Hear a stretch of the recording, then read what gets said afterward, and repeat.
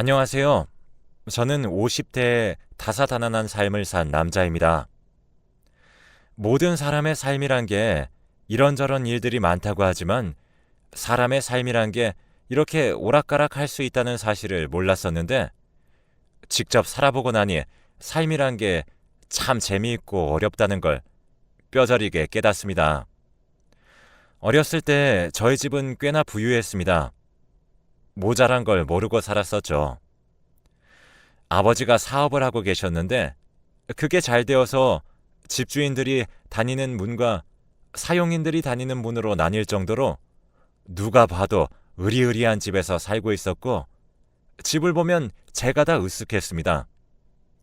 그래서 친구들도 자주 데리고 오고 우리 집에 놀러 온 친구들이 제 집을 보고 놀라서 입을 다물지 못하는 모습을 보면서 기분이 좋았죠. 집엔 식모라고 집에서 살면서 집안일을 해주는 아주머니가 있었는데 어머니의 말에 따르면 남편과 사별하고 오갈 데 없는 모녀를 어머니가 데리고 와서 사는 거였죠. 어머니의 도움을 받아서 그런지 아주머니는 어린 제게도 깍듯이 대했고 어른이 저에게 굽히는 모습에 저도 모르게 제가 대단한 뭐라도 된 줄 알았었죠. 아주머니를 대할 때 아줌마 이것 좀 해 라고 막말하기도 했지만 아주머니는 군말 하나 없이 그 일을 했었고 그게 더 저를 오만하게 만들었죠. 아주머니에게 꼬박꼬박 존댓말로 이야기하는 부모님이 이해가 되지 않았지만 저는 뒤에서 쭉 반말로 일을 시키곤 했습니다. 어느 날 제가 계속 반말을 했다는 사실을 들켜서 혼난 적이 있었죠. 저보다 아랫사람에게 반말한 것 가지고 왜 제가 혼나야 하는 것인지 이해할 수 없었습니다. 저는 아버지에게 물씬 두드려 맞고 그대로 집을 나와 밖을 뛰어가다 아주머니의 딸과 마주쳤습니다. 아주머니 딸은 저보다 1살 어렸는데 누가 봐도 예쁜 외모를 가지고 있었어요. 저희 집에 놀러 왔다가 그 아이를 본 친구들은 한번 소개시켜 줄 수 없냐고 했었죠. 본인 엄마 때문에 이렇게 맞은 것도 모른 채 오는 그 아이를 보니 괜히 화가 났습니다. 지금 입고 있는 옷도 다 저희 부모님이 사준 옷이었기에 다른 아이들보다 꽤나 괜찮은 옷을 입고 있었기 때문이죠. 저는 냅다 그 아이에게 다가가서는 그대로 어깨로 세게 툭 쳤고 그대로 그 아이는 넘어졌습니다. 저를 당황한 채 바라보더라고요. 지금 생각하면 왜 그랬는지 모르겠지만 그때는 그 아이를 때리고 싶다는 생각까지 들었습니다. 하지만 그랬다간 아버지께 보다 더 맞을 거라는 생각 때문에 그 정도까지만 하고 친구 집으로 가 하룻밤 자고 들어왔습니다. 그 뒤로 저는 몰래 아주머니의 딸을 조금씩 괴롭혔습니다. 머리를 잡아당기기도 하고 뒤통수를 때리기도 했죠. 하지만 그 아이는 제 엄마에게 말하지 않았는지 저에게는 그 어떠한 일도 일어나지 않았습니다. 저와 같은 학교를 다녔기에 그 아이는 소위 따돌림을 당하게 되었지만 부모님은 이 사실을 전혀 모르는 것 같았습니다. 하지만 괴롭힘들이 나중에 저에게 어떻게 돌아올지는 아무것도 몰랐죠. 그 아이는 때를 기다렸었습니다. 저희가 성인이 되고 아버지는 저에게 사업에 대해서 가르쳐주기 시작했습니다. 그런데 매우 당황스럽게도 아줌마의 딸도 같이 교육을 받기 시작한 것이었습니다. 아버지에게 대체 이게 무슨 상황이냐고 물어봤지만 아버지는 아무런 대답도 해주지 않고 계셨습니다. 결국 어머니께 여쭤봤지만 어머니도 이유를 모르겠다고 했죠. 어머니도 아버지에게 몇 번이고 물어봤다고 했습니다. 데리고 와서 먹여 살리는 것 정도는 좋다. 대체 왜 교육까지 같이 시키는 것이냐고? 아버지는 그 질문에 대해서 똑똑한 아이다. 그래서 제 부하로 같이 일하면 좋을 것 같아서 가르친다고 대답했다고 합니다. 다른 이유가 있다는 감이 있지만 워낙 완고한 아버지 때문에 참고 있었죠. 그런데 그게 알고 보니 아버지와 아주머니 딸이 눈이 맞아 있었던 것이 아니겠어요? 어머니는 그 사실을 알고 아버지와 고래고래 소리를 지르며 싸우셨습니다. 아들보다 어린 아이랑 눈이 맞아 붙으면 좋냐면서 싸우시는데 그 소리를 들은 아주머니는 깜짝 놀라서는 딸을 잡고 통곡을 하셨죠. 왜 은혜를 원수로 갚냐면서 때리시더라고요. 그야말로 집안이 발칵 뒤집혀졌습니다. 알게 된 이유도 어머니가 우연히 아버지의 사무실로 갔다가 아버지에게 그 아이가 기대어 앉아있는 모습을 딱 보게 되었다고 했습니다. 대체 왜 그랬냐고 묻는 제 어머니에게 그 딸이 말했습니다. 제가 그 아이를 몰래 괴롭히는 것도 모자라 자기 엄마가 당하는 것만 보고 자라서 그렇다더군요. 제 모든 것을 뺏으려고 했는데 성인이 되어 후계자 교육을 받는 걸 보니까 이렇게 되었다가는 영영 뺏을 수 없겠다 싶어서 아버지에게 찾아가 우선은 자신이 꽤 쓸모가 있다는 것을 보여줬고 아들의 밑에서 보좌하면서 열심히 일하고 싶다고 했답니다. 그리고는 교육을 받으면서 조금씩 접근해서 3년이 지난 지금에야 연인 사이가 되었답니다. 어이가 없고 허탈했습니다. 제가 그저 심심풀이 화풀이로 했던 일들이 그렇게 돌아올 줄이야. 어머니는 제 딸버린 여자와 눈이 맞은 아버지를 용서할 수 없다고 했고 위자료를 듬뿍 받아서 이혼을 하게 되었습니다. 나중에 보니 그 회사의 사장은 그 딸이 되어 있더라고요. 저는 그렇게 한 회사의 후계자에서 평범한 남성이 되었습니다. 어머니와 둘이 살게 된 저는 낮엔 백반집이고 저녁에는 고기도 파는 식당을 함께 했습니다. 어머니의 음식 솜씨는 좋았지만 이렇게 수많은 양을 하신 적도 없고 오랜 시간 일을 해보신 적도 없었기 때문에 매우 힘들어 하셨습니다.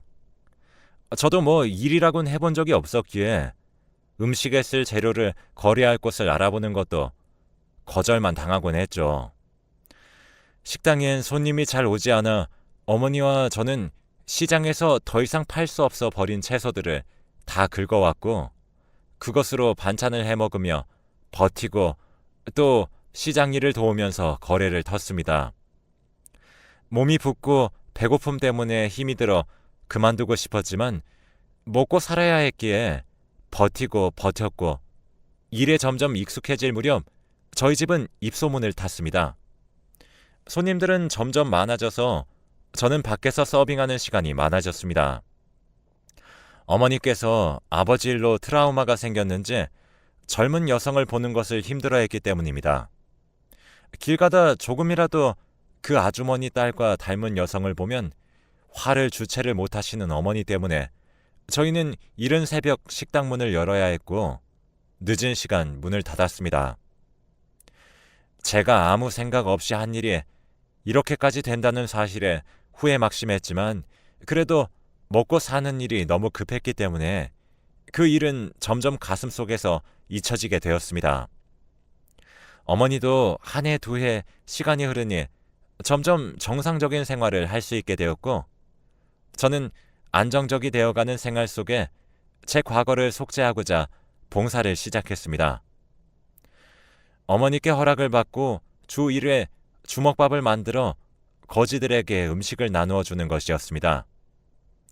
원래는 식당에서 주 1회 밥을 줬지만 손님들이 거지들이 있던 곳엔 오기 싫다면서 언성을 높였기에 어쩔 수 없이 주먹밥 속 안에 반찬들을 넣어서 만들고 두덩이와 물 한 병씩 거지들 200명까지 나누어 주기 시작했습니다.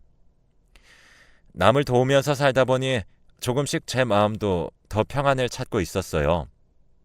어느 날 봉사활동 날 줄 뒤쪽에서 소란이 있어서 어머니께 배급을 부탁드리고 정리하기 위해서 그쪽으로 향했죠. 저희에게 오는 분들은 자주 오신 분들이 많아서 최대한 저희에게 피해를 주지 않으려고 줄도 딱 맞춰서 보행에 거슬리지 않게 해주기 때문에 이렇게 소란이 날 일이 무엇인지 궁금했습니다. 그렇게 소란이 일어난 곳으로 향한 순간 저는 머리를 야구방망이로 후려맞은 것만 같았습니다. 그곳에는 저희 아버지가 거지골을 하고 그곳에 줄 서 있던 다른 거지와 고래고래 언성을 높여 싸우고 있었습니다. 늘 꼿꼿하고 커다랗던 과거 모습과는 달리 아버지는 초라했고 말라 있었고 과묵했던 모습은 온데간데 사라지고 없었습니다. 저는 싸움을 말리고 아버지를 모시고 식당으로 들어왔습니다. 그곳에서 밥을 차려주고 나중에 이야기를 하자고 했고 밖으로 나가 어머니와 함께 배식을 다시 시작했습니다. 어머니는 아버지의 모습을 보아서 그런지 표정이 좋지 않았지만 오랜 시간이 지나서인지 이전처럼 갑자기 흥분해 화를 내거나 하진 않았죠. 끝까지 배식을 했고 끝난 후 저희는 아버지를 만나 이야기를 들어보았습니다. 아버지가 이렇게까지 된 건 갑자기 IMF가 터져 회사가 망했기 때문이라고 했습니다. 그럼 그 여자들은 어디 갔냐는 물음에 자기가 쫄딱 망하니 뒤도 안 돌아보고 남은 재산 싹 다 가져다가 튀었다고 하더라고요. 아버지 몰래 뒤로 회사 자금을 몰래 빼내고 있었더랍니다. 자기는 이제 갈 곳이 없었는데 무료로 밥을 준다는 소리를 듣고 아버니, 저와 어머니가 있었다고 하더라고요. 인사를 하러 앞으로 가다가 새치기 하지 말라며 붙잡는 거지와 실랑이를 벌이게 된 거라고 하는 아버지의 모습이 참 작고 초라했습니다. 그러면서 이렇게 된 것도 인연인데 다시 한번 같이 살면 안 되겠냐고 말하는 아버지를 보며 거절했습니다. 20대의 젊은 여자와 바람난 아버지의 일 때문에 어머니가 얼마나 고생했는지 아시냐면서 이제야 정상처럼 살게 되었다고 그동안 연락 한번 하지 않더니 다 죽을 것 같을 때 우연히 만나서 한다는 말이 같이 살자고 하는 게 말이 되냐고 염치가 없냐고 물었죠. 그랬더니 아버지는 옛날처럼 제게 화를 내려고 하다가 그대로 몸에 힘을 쭉 빼고 웃었습니다. 자기가 갈 곳이 어디 있겠냐며 그래도 이젠 저희 모자 앞에서 얼굴은 안 보여주겠다고 하며 그대로 식당을 나서시더라고요. 어머니도 저도 아버지 배웅은 하지 않았습니다. 마주치니 조금 괴로웠지만 이제서야 과거를 완전히 끝내버린 기분이 들었습니다. 어머니도 저와 같은 기분을 느꼈는지 한결 마음이 편안해진 모습이었죠. 그런데 며칠 후 저희 식당으로 전화가 한 통 걸려왔습니다. 경찰이라는 소식에 바짝 긴장해 전화를 받으니 저희 아버지가 죽은 채로 발견이 됐는데 거기서 저희 식당 전화번호가 적힌 종이 한 장이 손에 꼭 쥐어져 있어서 전화를 했다는 말에 사망 원인을 물으니 자살이라고 했습니다. 가는 길까지도 저희에게 이렇게 상처를 주는 게 참 잔인하게 느껴졌어요. 그리고 저희에게 굳이 알리기 위해 전화번호를 남겨놓은 아버지의 모습이 사람이 이기적인 건 변하지 않는다는 생각이 들었습니다. 이건 마치 너희가 나를 받아주지 않아 죽는다고 말하는 것과 마찬가지 아니겠습니까? 하지만 아버지는 아버지라고 어머니는 제게 함께 아버지의 신원 파악을 해준 뒤 장례를 치르자고 했습니다. 그래도 인연이 있는데 마지막 가는 길은 보내야 하지 않겠냐는 어머니의 말씀에 저는 아버지의 장례를 치렀습니다. 그런데 장례식장에 생각도 못한 여성이 나타났습니다. 바로 아버지의 돈을 가지고 튄 아주머니의 딸이었습니다. 당당히와 상복을 입고 사진 앞에 앉아있는 모습이 참 어이가 없었습니다. 그래서 저는 그 여자에게 말했죠. 여기가 어디라고 오냐? 아버지를 빼앗아 갈 때는 언제고 아버지가 아무것도 아니게 되자 이번엔 아버지의 돈도 다 빼앗아서 가놓고는 또 뭐가 아쉬워서 이곳에서 앉아있냐고 하자 웃으면서 자기가 법적으론 아내로 되어 있기 때문에 경찰에서 본인에게 연락이 왔다고 합니다. 그러면서 자신도 사업을 하나 하려고 하는데 흠이 있으면 안 된다고 하더라고요. 그러면서 소식을 들은 과거 아버지와 함께 사업했던 다른 회사 사장님들을 하나하나 맞이하며 자신이 또 다른 회사를 차리겠노라 그때는 잘 부탁한다면서 인사를 하는 것이 아니겠습니까? 그 모습이 어이가 없고 화가 나서 제가 벌떡 일어나 그 여자에게로 향하자 오히려 그 여자는 인사를 마치고 저에게 다가왔습니다. 그러면서 상주를 위한 방으로 저를 데리고 들어가더라고요. 이게 대체 무슨 경우냐고, 아버지 뒤통수 칠 땐 언제고 아버지의 것들을 다 빼앗아 가려냐는 제 질문에 그 여자는 웃으면서 품 안에서 흰 봉투 하나를 꺼내서 저에게 주더라고요. 두툼한 양에 제가 이게 뭐냐고 물으니 돈이라면서 웃더군요. 돈이 필요한 거 아니냐면서 원하면 거기 들어간 돈만큼 더 줄 수 있다면서 보라고 했습니다. 그 안에 있는 돈은 정말 많은 돈이었습니다. 이 돈을 받고 그만큼 더 받으면 어머니와 앞으로 조용히 살 수 있을 정도의 금액이었죠. 돈을 보고 굳은 저를 보면서 여자가 말했습니다. 돈을 더 받고 싶으면 장례식장에서 그냥 조용히 있다가 조용히 끝내라고요. 저희 집이 어느 정도 둘이서 먹고 살만하긴 했지만 저도 이제 결혼할 나이라 결혼을 하려면 돈이 필요했어요. 나중에 아내에다가 아이까지 키우려면 지금보다는 더 돈이 필요했습니다. 그 생각까지 들자 차마 더는 말할 수 없더라고요. 제가 반항하지 않을 거라는 걸 안 그 여자는 웃으면서 밖으로 나갔습니다. 그리고는 아까처럼 사장님들이 있는 곳에 가서 앉아선 웃음을 팔면서 미래 사업에 대해 말하더라고요. 눈물이 났습니다. 그나마 다행인 것은 제가 펑펑 울어도 아버지의 죽음 때문에 힘들어하는 아들로 그렇게 보일 것이라는 것이죠. 아버지 앞에서 왜 마지막에 저희를 만나게 됐는지, 그래서 이런 꼴을 보게 하는 것인지 원망하면서 펑펑 눈물을 흘렸죠. 장례가 끝나고 집으로 가는 길, 그 여자는 제게 약속대로 두툼한 봉투 하나를 더 건넸습니다. 전 그 봉투를 그대로 가지고 은행에 가 입금하면서 또 눈물이 났죠. 어머니에게는 이 일을 말하지 않았기에 어머니 몰래 돈을 입금하고는 아무렇지 않은 척 가게에 나갔습니다. 어머니는 마지막까지 고생했다면서 저에게 인사했고 저는 인생은 참 씁쓸하다면서 이제는 굳은 살이 잔뜩 배어있는 어머니의 양손을 꼭 잡아주었습니다. 그러자 어머니는 제게 말씀하셨습니다. 이제 다 끝냈으니 좋은 여자를 만나서 결혼하라고요.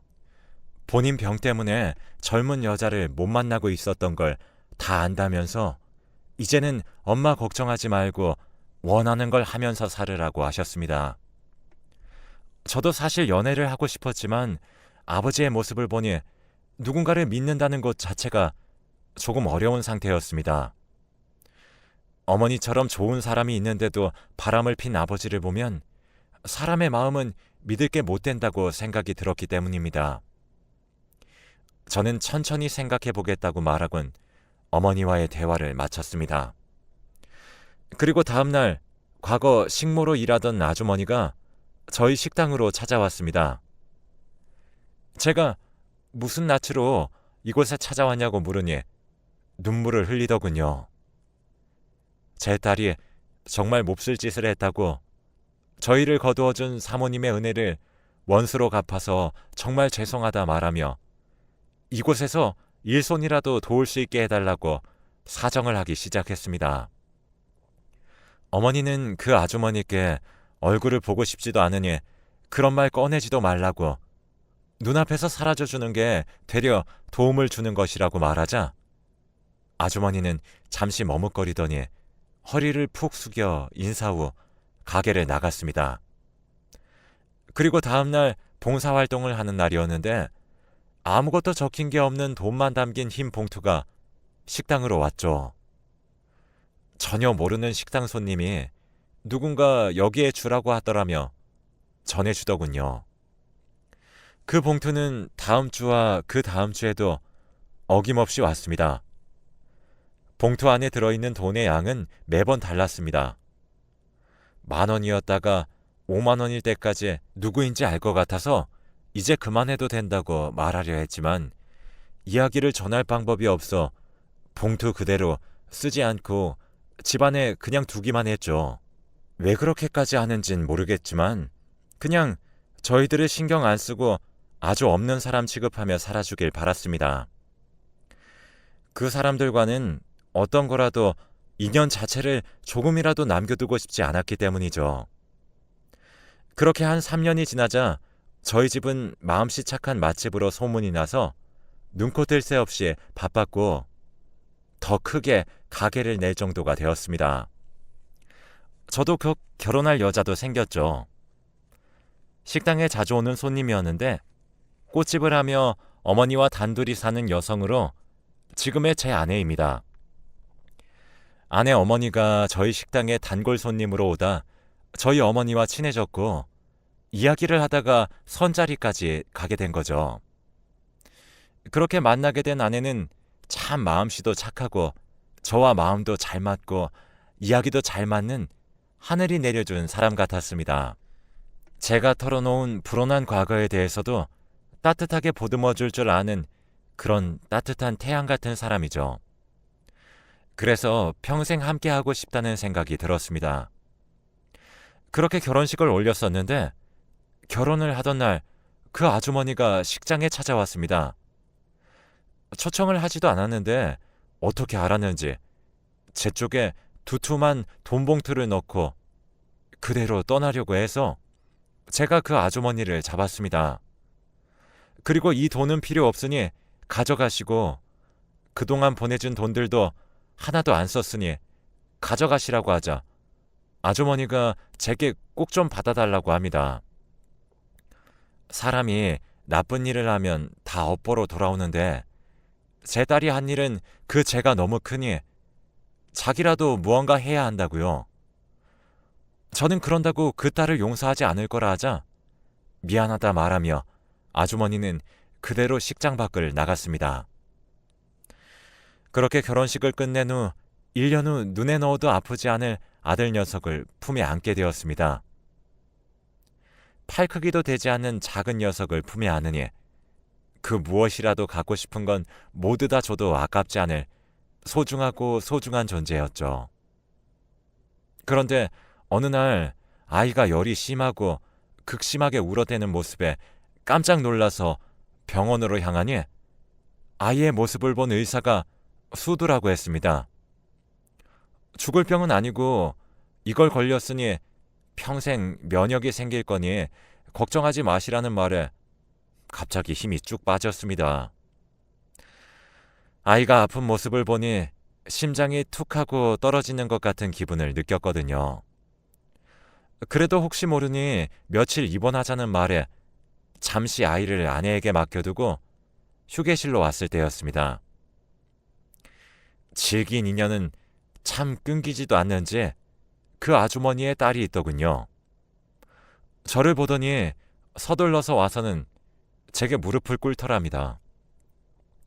돈 봉투를 주며 웃던 그 모습과는 전혀 다른 모습에 제가 어벙벙하자 그 여자는 저한테 눈물을 흘리면서 도와달라고 하더군요.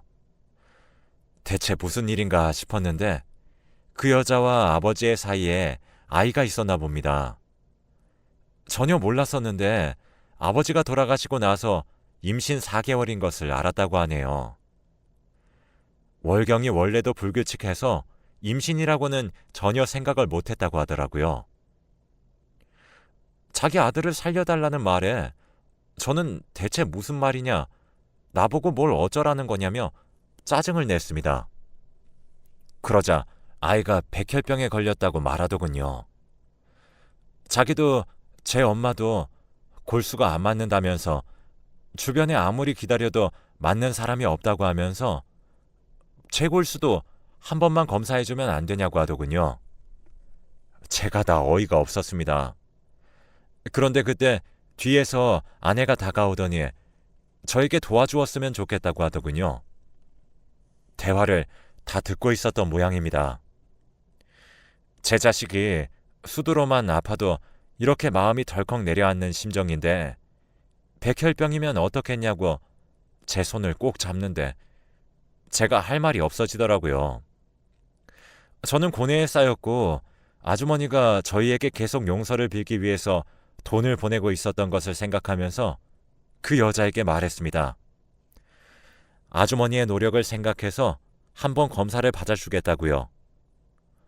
고맙다고 눈물을 흘리는 여자를 뒤로하고 적정 검사를 해보니 놀랍게도 저와 매치가 됐습니다. 생각해보니 저와 배다른 형제더라고요. 그리고 이식 수술을 진행하기 전 그 여자에게 말했습니다. 이걸로 우리의 인연은 끝이었으면 좋겠다고.